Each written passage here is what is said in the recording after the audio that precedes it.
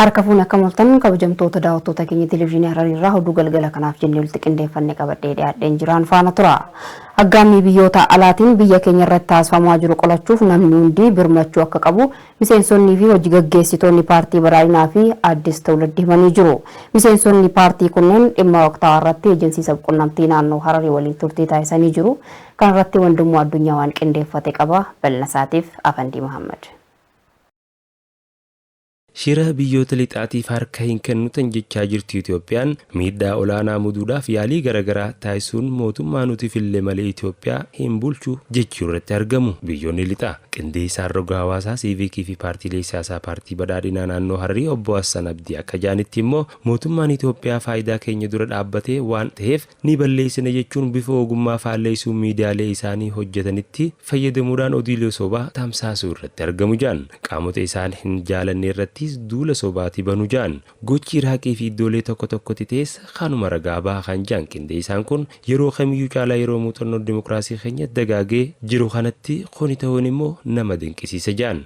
የኢራቅን ካስታውሰን ኢራቅ ጅምላ ጭራሽ የጦር መሳሪያ ታጥቃለች በሚል Fakkeenyaaf Iraaq yoo kaafne meeshaalee waraanaa olaanaa hidhatteetii jirti jechuudhaan eegalame. Isaan waan fedhan deeggaruun kan hin feene immoo jibbuun amala isaaniiti. Yeroo ammaa biyya keenyattis wanti tahaa jiru kanuma biyya keenya diiguudhaaf yaaliin isaan taasisaa jiran olaanaadha. አሁን ሀገራችን ላይ የጀመሩት ነገር ያ ነው። Biyya ummata eenyummaa humnoota alaatiif faayidaa koo dabarsee hin kennu eenyummaa eegee nama jala raasutis dhaloota irraa hin dhaalle qabdu keessatti ammallee dhaabbiin koo asirratti kan cimu taa kan jaan ammoo bakka buutuun paartii Addis Tawuladdi addaa sanatti mummee sadarkaan hooggansa Itoophiyaa sadarkaa Afrikaatti cimuun wal qabatee qaamonni gochi kun hin liqinfamaniif biyyootni lixaa akka nu dadhabsiisuu danda'anitti shira nurratti hojjechuuf baandota biyya keessaa bitachuun halkanii guyyaa nurratti hojjetanis eenyummaan keenya kan sadarkaa kanaaf nama hin afeerre waan taaneef gocha isaanii hin milkoone nurratti hojjechuu irratti argamu jaan. እንደማያሸንፉ ስለማያውቁ ወደ አፍሪካ መግባት የሚችሉት በተለይ ሆርን አፍሪካን በጣም ነው የሚፈልጉ Numuu hin danda'ani gaanfa Afrikaa to'achuudhaan nu dhabamsiisuu irratti argamu. Kun karoora isaanii yeroo dheeraati. Namummaa keenyaan nu waraanuuf yaalaa jiru. Biyyoonni dhihaa baandota of jalatti hiriirsisuudhaan biyya keenya bittinneessuuf yaalaa jiru. Garuu nuti ummanni Itoophiyaa ummata cimaa sodaa hin qabneedha. የሚባል ነገር አለ ሀበሻ ሲባል ዓለም ላይ ይፈራል.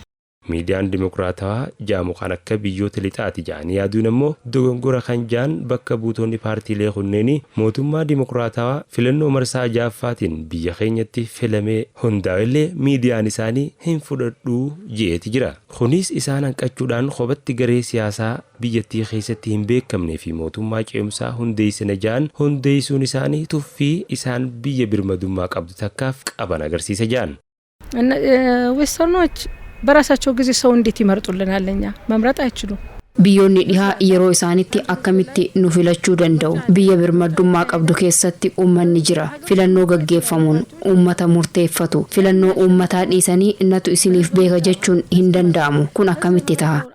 ይሄ በእኛ የተጀመረ ለአፍሪካዎቹም ራሱ ይቀጥላል። ሀገርን ለማፍረስ ህዝብ የመረጠውን ሉዓላዊ የሆነችን ሀገር Biyya uummanni mootummaa isaa filatee sirna dimokiraasii ijaaraa jiru keessatti kun ta'uu isaatii fi ilaalcha dimokiraasiitiif qaban maal akka ta'e hubachuun ni danda'ama.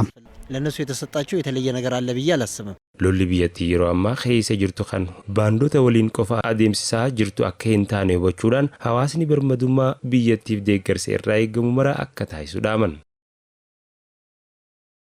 Birmadummaa biyyaa eegsisuudhaaf aarsaa raayyaa ittisa biyyaa taasisaa jiru tumsuuf deeggarsa mallaqaa taasisaa jiraachuu daldaltoonni aanaa Jenillaa himanii jiru. Daldaltoonni kunneen deeggarsicha itti fufiinsaan kan taasisan ta'us himaniiti kan jirani. Akka aanichaatti deeggarsa qarshii miliyoona lama walitti qabuuf karoorfame milkaa'uu aanaan Jenillaa beekseeti kan jiru. Gabaasni kan Beeteleem Dasseetii Bal'inasaa Afandii Maammartu dhiyeessa. Akka aanaa Jineellaatti raayyaa ittisa biyyaatiif deeggarsa qarshii miliyoona 2 walitti qabuuf karoorfamee ture harka 100 mirkaneessuu aanichi beeksise. Raayyaan ittisa biyyaa erga garee shororkeessotaa waliin lola keessa galee irraa jalqabuun uummanni Itoophiyaa martinuu karaa garaagaraatiin raayyaa ittisa biyyaatiif deeggarsa agarsiisaa ture. Naannoo Hararittis galaa raayyaa ittisa biyyaatiif qopheessuu, deeggarsa maallaqaa fi bifa garaagaraatiin deeggarsa taasisuu irratti argamti. Hawaasni daldala aanaa Jineellaa ejensii sabquunnamtii Hararii dubbisee raayyaa ittisa biyyaa birmadummaa biyyaa tiksuuf wareegama qaalii taasisaa jiruuf deeggarsa maallaqaa taasisuudha addeessan. እኔ በአቅሜ ያህል ani hanga humna kiyyaa deeggarsa taasiseetiin jira. Osoon qabaadhe immoo kana caalaa deeggarsaan raayyaa ittisa biyyaa cinaa osoon dhaabbadhe natti tola ture. እንግዲህ ሀገራችን ያደረገው ድጋፍ deeggarsa biyya keenyaaf hanga dandeenyu taasifneerra. Kan kana caalu taasisuudhaafis qophiidha. Biyya kootiif dhiigaas yoo ta'e nan kenna. qarshii miliyoona 1 deeggarsa taasifnee jirra. Wanti dabalamu yoo jiraate fuulduraafis ni daballa. Kan ammoo dhiyeenyatti ni goona. Dargaggoonni fedhiidhaan kakaanii jiru. Manguddoonnis jaalalaan kan deeggarsa taasifnu. ለመከላከያ ድጋፍ ያለንን ነገር raayyaa ittisa biyyaatiif waan qabnuun deeggarsa taasisnee jirra. Ammas hanga xumuraatti deeggarsaan isaan faana jirra. Nagayaan bobbaanii galuun kan danda'amu yoo nageenyi jiraate qofa kan jaan jiraattonni kunneen keessumattuu daldalli baay'inaan nageenya barbaada. Kanaaf haala waaraa ta'een nageenya mirkaneessuuf raayyaa ittisa biyyaa lubbuu fi qaalii gabbaraa jiru waan barbaachisuudhaan akka cinaa dhaabbatanii foomsan. ሀገር ሲኖር ነው የሰው ልጅ ሰርቶ yoo biyyi jiraatedha namni jiraachuu kan danda'u. Biyyoo jiraatte barattoonni baratanii galu, hojjettoonnis hojjetanii nagaan gara mana isaaniitti deebi'u. Kun akka ta'uuf immoo birmadummaa biyya keenyaatiif waardiyaa dhaabbachuu qabna. አንድ ሀገር ሰላም ሲኖር ነው Nageenya yoo jiraateedha nuyis nagaan bobbaanee kan gallu. Nagaan immoo hunda keenyaaf barbaachisaadha. Hanga danda'ametti nuyis nageenya barbaanna. ያለን ተጽዕኖ እናደርጋለን ደማችንን እንሰጣለን እንኳን አብረን መሄድም እንችላለን dhiiga keenya ni kennina. Gama adda waraanaattis deemuudhaan duuluu ni dandeenya. Nuyi ijoollee Harariiti. Kanaan ala wanti irratti yoo jiraates itti daballa.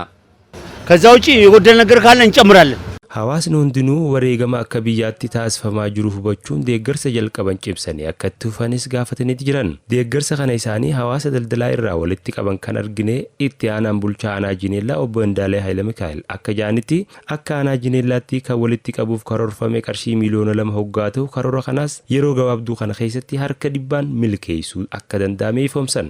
በወረዳ ደረጃ የተሰጠን ኮታ አለ። በዚህ መሰረት 2 ሚሊዮን ብር እንድናሰባስብ ነው።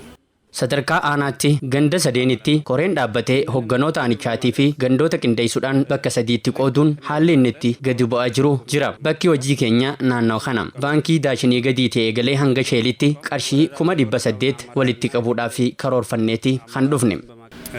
እቅዳችንን አስፍረን የወጣ ነው። Hawaasni daldalaa aanichaa deeggarsa gaafataman hunda kennuu irratti hawaasa galateeffamuu qabu kan jaan bulchaatti aanaan aanichaa hojiin deeggarsaa ammaa kana irratti miirri biyyoolessaa olaanaan kan uumame akka ta'e illee dhaaddeessan. ከማንኛውም ጊዜ ከዚህ በፊት በተለያዩ ጉዳዮች ገቢ ስናሰባስብ ነበረ። Yeroo kamiyyuu dhimmoota adda addaatiif galii walitti qabaa turree jirra. Garuu kan ammaa kun miira biyyummaa waan ta'eef hawaasni lubbuu gaafatame nan kenna jechuudha. Barbaachisaa yoo ta'e yommuu baankii galchuudhaan nagahee fidaa kan jiranis ni jiru. Kan nuyi sassaabnu malee harkatti wanti kennamu hin jiru. Maqaa aanichaatiin hawaasa daldalaa mara onnee koorraan galateeffachuu barbaada. Jaalala isaan biyya isaaniitiif qaban irraa kan ka'e karoora keenya 100% milkeessinee jirra. ኦልሬዲ 100% እቅዳችንን አሳክተናል ማለት ይቻላል። Hawaasni deeggarsa raayyaa ittisa biyyaatiif taasisuun madditti naannoo ofiitti ijaaramuudhaan nageenya naannoo ofii akka cimanii eeguun qaamota haaree argan taanaanis akka qaamota nageenyaatiif eerinsa laatanis dhaamaniiti jiran. Akka naannoo Harariitti deeggarsi qarshii miliyoona 34.8 walitti qabamuun isaanii beekama. Daldala seeraan alaa hambisuu fi akkaataa karaa daldala mijataa ta'e uumuun danda'amu irratti hojjetamuu qaba jedhame. Biiroon misooma industirii fi maayikiroo xixiqqaa naannoo Hararii karoora guyyaa 100 biirichaa irratti qooda fudhattoota waliin mari'atee jira. Dabalata qabna. Itti gaafatamtuun biiroo misooma industirii fi maayikiroo xixiqqaa naannoo Hararii Aadde Samiraa Yuusuf waltajjicha irratti argamuun haasaa baniinsaa taasisaniin kaayyoon karoora guyyaa 100 biirichaa ijoon akkaataa daldala mijataa ta'e uumuun danda'amu irratti kan xiinxalu ta'uudha kan himani. Karoorri guyyaa 100 biirichaa dhiyaate mariin irratti kan gaggeeffame yoo ta'u akkaataa daldala seeraan alaa hambisuun danda'amu irratti iddoolee oomishaa fi gurgurtaa mijataa ta'e uumuun danda'amu irratti akkasumattis roga investimentii fi buufataalee kuusaa boba'aa waliinis akkaataa qindoominaan hojjechuun danda'amu danda'amu irratti karooricha keessatti kan hammatame ta'uudha kan himani. Qaala'insi jireenyaa sadarkaa biyyaalessaatti xiyyeeffannoon kennamee fi hojjetamaa kan jiru ta'uu fi akkaataa naannoo Hararittis dhimmichaaf xiyyeeffannoon kennamee hojjetamaa jiraachuu kan himan immoo itti gaafatamaa eejensii misooma daldalaa naannoo Hararii kan ta'an obbo Bushraa Aliyyiiti. Loojistiksii waliin wal qabatee rakkoon jiraatus haalli hojii mijataan kan jiru ta'us obbo Bushraan itti dabaluun himanii jiru. Dhiyeessii beenzilaa waliin wal qabatee fedhii beenzilaa qonnaan bultootaatiif biiroo qonnaa waliin qindoominaan hojjechaa kan jiran ta'us kaasanii jiru. Harar giddugala daldalaa taatus akkaataa sochii daldalaa jiruuf xiyyeeffannoon kennamuu akka qabu kan himan immoo hirmaattota waltajjichaati. Gaafilee fi yaadota hirmaattota waltajjicharraa ka'aniif deebiin kennamee fi mariinis irratti gaggeeffamee jira. Oomisha jallisii bonaatiif sanyii baay'isaa jiraachuu qonnaan bultoonni aanaa Erar himanii jiru. Lafti tokkollee lafa akka hin baaneef hojjechaa jiraachuu kan hime immoo waajjira qonnaa aanaa Erarii. Misikkaraa Lamaayyuu dabalata qaba. Dargaggoo Bahar Rashid jiraata aanaa Erer Ardaa Dirotaa yoo ta'u hojii qonnaa irratti bobba'ee jiraata. Innis lafa amma dura oomisha gosa biroon irratti misoomsaa turan wayitaa ammaa kana ammoo jallisii bonaaf sanyiiwwan oomisha jallisii gosa garaagaraa irratti baay'isaa jiraachuu hima. Tara duraatiif timaantimii oomishaa turre amma deebifnee makiinaa irraa garagalchineeti amma lafa tana shunkurtaa dalaguudhaaf shunkurtaa qophiisiitis qopheessaa fi madaba kunoo akkuma isin agartan kanatti yeroon amma kana akkuma isin ilaaltan kanaan kilaasaraan yeroo duraatiif kilaasaraan waan hin godhiniif amma karaa ammayyaatti deebifnee kilaasaraaf galii bareedaa harkan amma laala akkuma gareetti madabeen tun gisee hojjetamte akkuma gareetti hojjenneeti akkuma raaree tanaatti gurmoofnee waliin hojjenna. Akkuma dargaggoo Bahar Rashid qonnaan bultoonni biroos isa waliin gurmaanii hojii misooma jallisii kanarratti argaman bara darbees bifuma wal fakkaatuun oomisha jallisii kanarraa galii hanga qarshii 100 olii argachuu himan. Hojiin keenya kun namoota hedduu fakkeenya ta'uun gara hojii misoomatti akka dhufan godheera kan jedhan qonnaan bultoonni kunneen dargaggoonni yeroo ammaa kana araada garaagaraan yeroo isaanii gubaa jiranis nurraa muuxannoo fudhachuutu irra jiraata jedhu. Ta'us gufuu guddaa hojii isaanii kana kan ta'e hanqina boba'aa motora bishaaniif ta'uu isaan mudachuu himuun qaamni dhimma ilaallatu akka rakkoo kana isaaniif furus gaafatanii jiru. Nuti oomishaa jirru shunkurtaa fi timaantimii fi kurumbaa fi kanarratti kana wanti nuti oomishaa jirru. Amma yeroo tana gisee kana bonarra kana goone gisee baddeessi dhufee boqqolloo facaafne lafa kana. Boqqolloo murreeti ammarra boqqolloo taraa lamarraa murre boqqolloo amma. Boqqolloo fi bonaa hojii tarsadii irraa galchine oomisha. Boqqolloon taraa lama baddeessaa fi hagayyoo jennee taraa lama facaafne boqqolloo. Amma sadafarratti amma bona hara bonaatitti shunkurtaa gisee goone so shunkurtaa jira jechuudha amma. Akkuma keenyaa kanatti fakkeenyaaf akka keenyaa kana fakkeenya nurraa fudhatanii akka warree hojjettoonni akkuma kanatti galee hojjechuu barbaadu. Yeroo cufa taa'insa waan fixuu hin qabneef hojjechuu qabna. Jirkaan tokko qabatee oguu magaalaa dhaqe magaalaa jirkaan tokko bitatee galuu hin danda'u. Misoomni kun mul'atee ammallee jirkaana kana akka danda'utti gatii fooyya'aadhaan qotee bulaan bitatee akka gartee misoomuu danda'u. Akka ta'urratti mootummaan akka nu yaaduun barbaada. Obbo Ramadaan Idriis itti gaafatamaa waajjira qonnaa aanaa Erarii isaanis bara kana jallisii qofaan lafa hektaara 1,200 misoomsuuf karoorfachuu himu. Oomisha kuduraa fi muduraan dabalatatti boqqolloo jallisiidha oomishuuf lafa qopheessuu himuun hanga yoonatti lafa hektaara 780 ol qopheessuun yeroo itti aanutti sanyii filatamaa qonnaan bultootaaf raabsuuf qophii xumuruu isaanis himanii jiru. Qotee bulaan amma dalagaa jira. Yeroo rabbiyyee torbaan lama keessatti waa'ee qophii lafaa xumurree isaanii baanaa jechuudha. Akkasumas ammas karaa shunkurtaatiin ni oomishna jennee qabannee shunkurtaan akkuma agartan kana madabarra jirti. Warri gartee amma dura dhaabees ni jira. Timaatimis akkasumatti timaatimis madabarra naqamee jira. Qacceenis hurumbaanis salaxaan gartee baalaa kan jennu sanis hundinuu madabarra jira. Baatii takka booda lafarratti argamtee jechuudha madabarraa kaatee. Kanaaf sochiin barana jirtu nam tokko keessaafuu warri gartee bishaan qabu.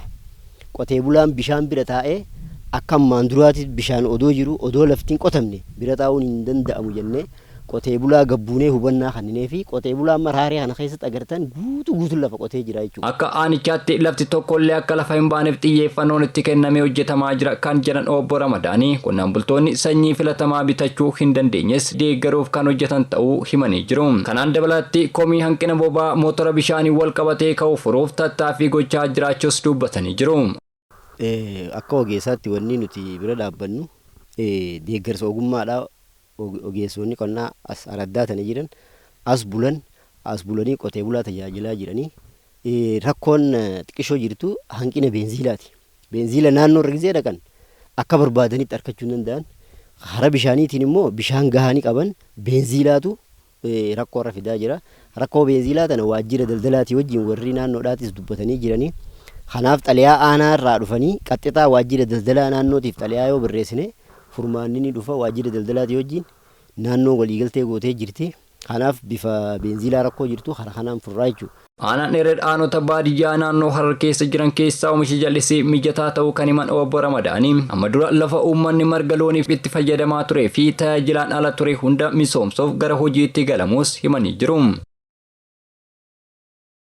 Kolleejjiin teeknika qonnaa fi teeknooloojii dhaabbata tola oolaa namootaaf jedhamu hojii baruu fi barsiisuun cinaatti hawaasa naannichaatiif deeggarsa garaagaraa taasisaa jiraachuu pirezidaantiin kolleejjichaa Dr. Abbebe Faantaan ibsanii jiru. Kolleejjichi dubartoota 11f deeggarsa re'ootaa sanyii filatamaa taasisee jira. Diinee Mahammad waan qindeeffate qaba. Kolleejjiin qonna teeknikaa fi teeknooloojii dhaabbata tola oolaa namootaaf jaamu erga hundaa'e waggoota 40 kan lakkoofse hoggaa ta'u humna nama baratee biyyattiif gumaacha olaanaa gochuu irratti argama. Keessattuu kolleejjichi ce'umsa qonnarraa gara teeknooloojiitti taasifamu keessatti meeshaalee qonnaa ammayyeessan garaagaraa oomishuun qonnaan bultoota bira ga'uu irratti argama. Kolleejjichi hojii adeemsa baruu fi barsiisuu taasisuun cinaatti hawaasa naannichaatiif deeggarsa garaagaraa gochaa kan jiru hoggaa ta'u bu'uuruma kanaan dubartoota 11f re'oota sanyii filatamaa beeysaa fi goromtii bituudhaan deeggarsaan kenneefii jira. Pirezidaantiin kolleejjii qonna teeknikaa fi teeknooloojii dhaabbata tola oolaa namootaaf Dr. Abbebe Faantaa akka jaanitti kolleejjichi bara bajataa kanatti tajaajila hawaasummaatiif xiyyeeffannaa olaanaa kennuun marsaa jalqabaatiin dubartoota 11f re'oota sanyii filatamaa korbeessaa fi goromtii tokkoon isaaniitiif kennamu ibsan. Re'oonni kunis yeroo wal horanitti hawaasni akka irraa fayyadaman abdiin qaban. የዚህ ዓመት ባጀት አለን ለህብረተሰብ አገልግሎት bara baajetaa kana tajaajila hawaasaatiif baajeta qabannee turre bu'uuruma kanaan guyyaa har'aafis dubartoota 11f re'oota sanyii filatamaa korbeessaa fi goromtii kennineefii jirra. Dubartoonni re'oota kana akka fayyadaman abdiin qaba. ብንሄድ እነዚህ ፍየሎቹ ሲዋለዱ ሲራቡ ራሳቸውን የሚችሉበት ሁኔታ ይፈጥራሉ ነው። bara bajataa kanatti qonnaan bultootaaf sanyii filatamaa oomisha qonnaatiif barbaachisan kolleejjichi kennaa kan ture ta'uu kan himan Dr. Abbabaan hojiin qonnoo fi qorannoo damee qonnaatiin taasifamu cimee kan itti fufu ta'uudha saddeessan. ሌላ ለገበሬዎች ከዚህ በፊት ዘር ሰጥተናል። Gama birootiin bara baajetaa kanatti qonnaan bultootaaf sanyii filatamaa oomisha qonnaatiif gargaaru kennineefii jirra. Hojii qonnaa ammayyeessuuf qo'annoo fi qorannoo garaagaraa gochuuf karoora bal'aa qabannee hojjechaa jirra. አንዷ ሁለቷ ሶስት ስትሆን ወደፊት ራሳቸውን የሚችሉበት መካኒዝም ይመጣል ነው። ይቀጥላል። እንደዛ እናደርጋለን። Maashinoota hojii qonnaatiif barbaachisan garaagaraa kan barattootaa fi barsiisota kolleejjichaatiin kalaqamanii kutaa kuusaa keessatti argaman hawaasa biraan akka ga'uuf gochuuf karoorfamee hojjetamaa jiraachuudhaas ibsan. የተሰሩ ነገሮች ለገበሬው የሚሆኑ በርካታ ነገሮች አሉ። Maashinoonni hojii qonnaa ammayyeessan garaagaraatu kuusaa dhaabbatichaa keessa jira. Maashinoota kana barattootaa fi barsiisota kolleejjichaatiin kalaqamanii jiranii. Bara kana maashinoota kana hawaasa biraan ga'uuf hojjetamaa jira. ገብቶ ነው የሚቀመጡት። ግን አሁን እኛ ዓላማችን ምንድነው? ከእንግዲህ ባለ ተማሪ የሚሰራው ስራ በሙሉ አገልግሎት ላይ እንዲውል dhumarratti Dr. Abbabaan dhaamsa dabarsaniin dubartoonni re'oota kana fudhatan faayidaa guddaa akka irraa argataniif sirnaan kunuunsa barbaachisu gochuu fi akka qaban dhaaman. Dubartoonni re'oota sanyii filatamaa fudhatan ejeensiif qunnamtii naannoo dubbisee akka jaanitti dhaabbatichi deeggarsa kana fakkaatu nuuf taasisuu isaatti hedduu akka gammadan himuu fi dhaabbatichaaf galata guddaa dhiyeessanii jiran. Duraan dursee gaana yaamtanii re'ee tana naa kennuuf galatoomaa gammachuu guddaan na dhagayame gaa'ee waan takkaa hin arkin irraa agarree gammachuu guddaa taangan qiyaasan qabnee na dhagayame. Duraan dursee nuti duraan gibirinnaa ni qabnaa hin jenne amma gibirinnaan keenya nu yaamee dhaabbata kana nu garsiisu jechuuf waan guddaa isinii fi isaas walumaanuu waan guddaan galata guddaan galchaa fi waan harkiniin irraa harke jechuudha. Takkaa lukkuu namni yaamee nu kan hin jiru as dura irra gibirinnaan qabaanneeti dhaabbata kana nu fidee waan nuti hin beekne nu agarsiisee re'ee nu kan jechuudha. Kan nuti quban qabnu waan kana nu yaaddanii nu kan nu taasisanii hedduun gammadee waan guddaan na dhagayama arra lama fuunee amma toora 72 godhunu agaduun jaan. Kayyoo dhaabbatichi qabatee galma akka ga'uuf re'oota nuuf kenname sirnaan kunuunsuun faayidaa guddaa irraa argachuuf xiyyeeffannaan kan hojjetan ta'uu himan. Kan ukannitan kanatti gaanutis kunuunsinee nyaata sii gahaa kanninee fi egaa horsiifnee faayideessinee bu'aa irraa argachuudhaaf kanumaan ganumaan jechuu barbaadee galatooma. Tajaajillee nyaata gahaa kanneenii fi namni addunyaa nyaata gahaa argatte hormaatas akkasumatti horti. Osman dhaabbannee hormaata heddummeessitee horti. Akkasuma nyaata gahaa tajaajila gahaa kanneenii fi akkasii bu'aa guddaa irraa argachuun barbaadan jira. Nyaata gahaa kanneenii fi bishaan yeroo isin feetutti obaafnee gabbaafnee duugarsiifnee zaa isin barbaaddetti zaa qaamni si ho'e ruskaa fi bishaaniif soogdoliin kan nuufi. Bakka isin itti hidhamtu eegu. Kolleejjichi deeggarsa hawaasa naannichaatiif taasisuu cimsee kan itti fufu ta'uu ibsee jira. Duraan dursee nagahee biyya teenyaa eegee dhiiga kannu lubbuu kannu dura lubbuudhaaf qabeenyaan dhiigaan mootummaa kan cinaa dhaabbachuu biyya teenya namni mootummaan bichaa nuun eegu nuu eeggata. Nuti arras borus siini balaaleffanna. Wanna biyya keenyaaf hin taane nuuf hin ta'u jechuudha. Uummata hannaan jaarame nuti haqaani diinaa. Haqaan akka diiganii jaan ijoolleen teenya. Awwaalamuu qabaate kalee asitti. Sila rakkoon silaa kalee awwaalle rakkoon irraa akkanaan dhuftu. Sani badii teenya amma lammataa awwaalla rabbi yoo jee inshaallah. Dargaggeessaa fi wanni aan dhaamu biyya keenyaa eeggannu biyya keenyaaf immoo dhaabbanneetiin dirree waraana deemneetiin waan humna keenya waan nurraa eeggamu gochuu qabnaa jedhan. Nagee mootummaan bichaan hin eegu hawaasa eeggata nagee duraan dursee hawaasa eeggata. Yoo hawaasni isaa qe'ee eeggate qe'ee isaa qarmaan isaa wasana isaa eeggatee yoo nagaa isaa eeggate nageenyi biyyattii ni eegama.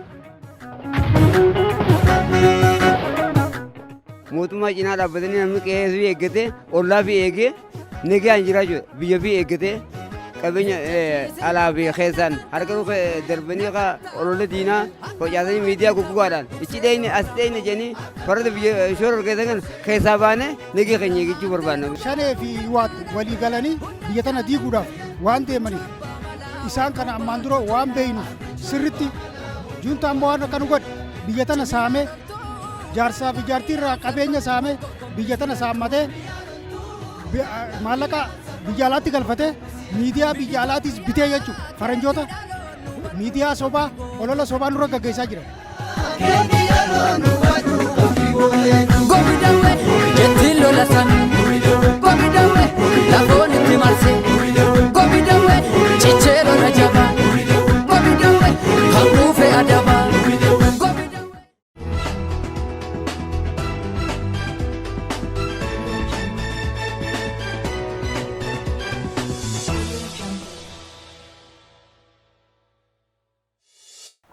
Oduun keenya akkuma itti fufetti jira ammoo gama oduu maddeen biyyoolessaati irraa argannetti moonachiin dabarsumoo ministeerri galiiwwanii baatiiwwan arfan darbanitti galii birrii biiliyoona 100 fi biiliyoona 23 ol walitti qabuu beeksisee jira.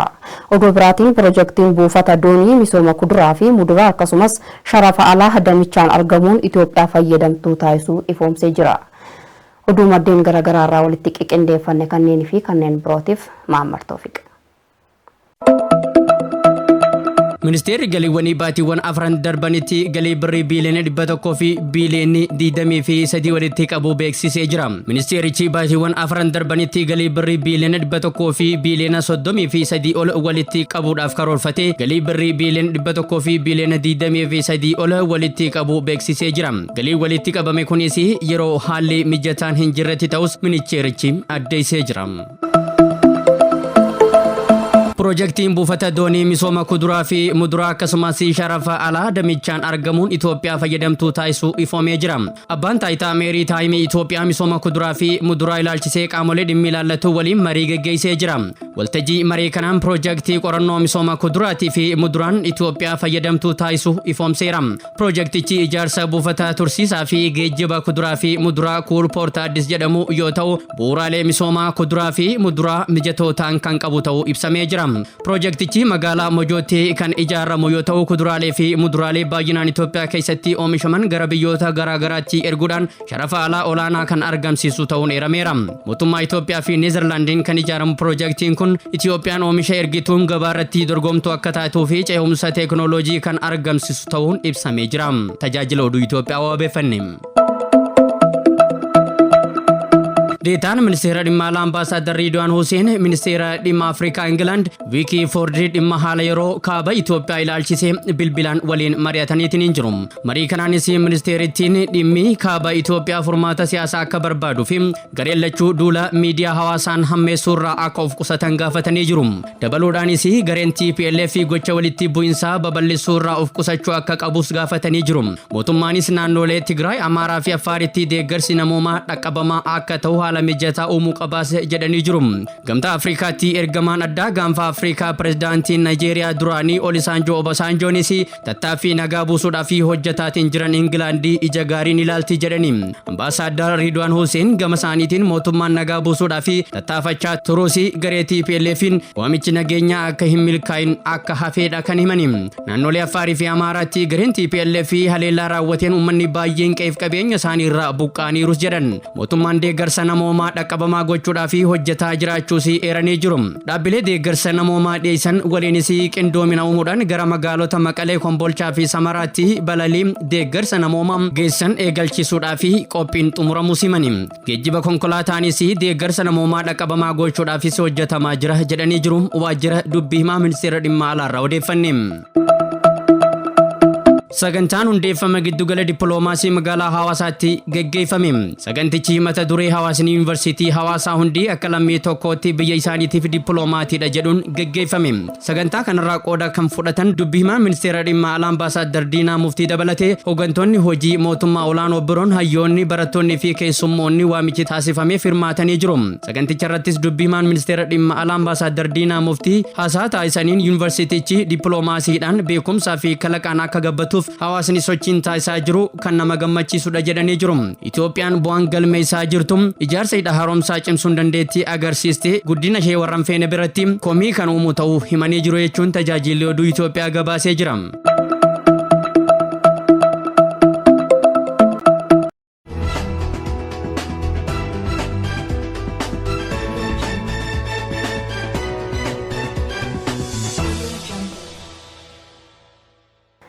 Oduun keenya akkuma tufeetti jira ammoo gamoo duuba argamaarraa arganneetti uummannichi dabarsu pirezidaantiin Ruusiyaa Vilaadimiir Puutiin warreen dhiyaa Ruusiyaan nagaa akka hin taaneef yeroo kamuu caalaa hojjechaa jiraachuu beeksisee jira. Neetoon meeshaa waraanaa daangaa Ruusiyaarraa kiiloomeetira 20 fagaatee argamu irratti qubsaa jiraachuus pirezidaantichi himanii jiru. Gabaasa Anaadooluu Bahar Xankar walitti qindeesseef Turaayyaana.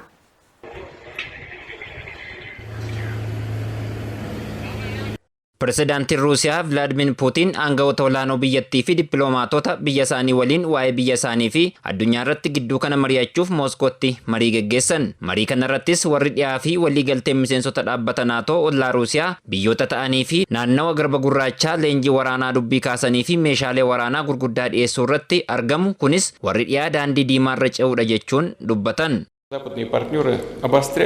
Biyyoonni dhihaa deeggartoota isaanii mootummaa Yuukireen meeshaalee waraanaa ciccimoo hidhachiisaa haala tasgabbii naannoo hammeessuu irratti argamu. Galaana gurraachaa fi naannoo nutti dhihoo jiranittis sochiin waraanaa raawwachaa lola kaasuu irratti argamu.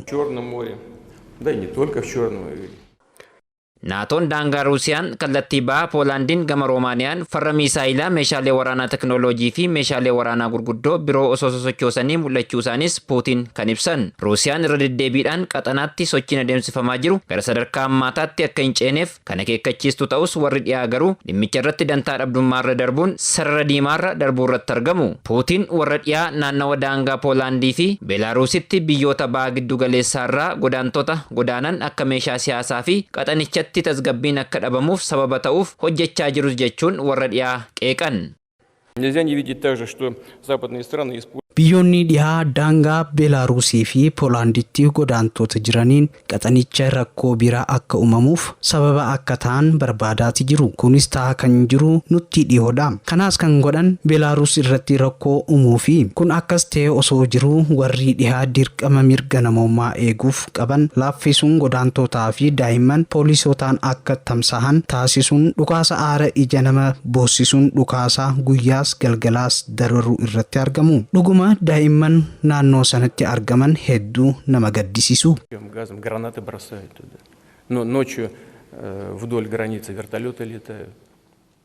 Vilaadimiir Puutiin qeeqa kana warra dhiyaa irratti kan kaasan mootummaan Ameerikaa Mooskoo Yukireenitti dhiyaachuun waraana hedduu qubachiisaa qindeessuu irrattis argamte jechuun erga ibsanii boodadha. Ameerikaan Ruusiyaan seenaarraa barachaa hin jirtu erga gamtaan Sooviyeet diigame booda dogoggora cimaa biraa raawwachaa jirti jettee jirti. Mootummaan Ruusiyaa gama isaatiin dhimmi Yukireen immoo dhiyeenya daangaa Poolaandii fi Beelaaruusitti wanti ta'aa jiru akka ishee yaaddessee fi warri dhiyaa daangaa hin malle darbaa akka jiran ibsuu irratti argamu. Ministeerri dhimma keessoo Liibiyaa duraanii filannoo ji'a dhufu biyyattiitti gaggeeffamu irratti dorgomuuf galmaa'anii jiru. Filannoon Liibiyaa bara kana biyyattii gara boqonnaa fooyyaatti ni ceesa jedhamee eegama. Gabaasni kanaan lolutu Misgaanaa Waayiluutu qindeesse dabalata qabna. Biyyoota hedduu qoraa kan ture warraaqsi Arabootaa hooggantoota hedduu aangoorraa buusee kaan ammoo du'aa fi hidhaaf saaxilee jira.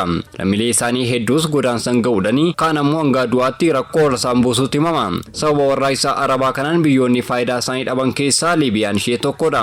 Warraaqsi Arabaa waggaa 10 dura ture Muammar Gaddaafii aangoorraa buusee du'aaf saaxilee jira. Lammiilee biyyattii kumaatamaan lakkaa'aman ammoo cinqeerra buusee jira. Kaanis sababa kanaan lubbuu isaanii dhabanii jiru. Amma garuu Liibiyaatti abdii haaraa kan dhufe yoo ta'u filannoon gaggeeffamu fi lammiileen karaa dimokiraatawaaf nama hiree isaanii murteessuu bakka buufachuu fi tattaaffii gochuu irratti argamu. Filannoon bara kana biyyattiitti gaggeeffamuuf deemu kana kanneen dorgomuuf qophii irratti argaman keessaa tokko ilma pirezidaantii Liibiyaa duraanii Muammar Gaddaafii kan ta'e Saayif al-Islaam Gaddaafii yoo ta'u manneen murtii idilaa addunyaa nama kana yakkamaadha jechuun himachuu irratti argama. Dhimmichaa fi qaamni xiyyeeffannoo kenne hin jiru. Filannoon tibbana Liibiyaatti gaggeeffamu kana abdiin itti laatame yoo ta'u dhaabbanni mootummoota gamtoomanis beekamtii kenneefii jira. Biyyi Afrikaa boba'aan badhaate Liibiyaanii ji'a sadaasarraa eegaluudhaan dorgomtoota galmeessuun eegalti jedhamee eegama. Aanaa Doorutu gabaase. Kabajamtoota daawwattoota keenya oduun galgala kanaaf jennee walitti qindeeffanne kana gaammaatti daawwattanidha. Oduu isin biraan ga'uun alam gammachuun ture qophiileen keenyatti fuu turtii gaarii.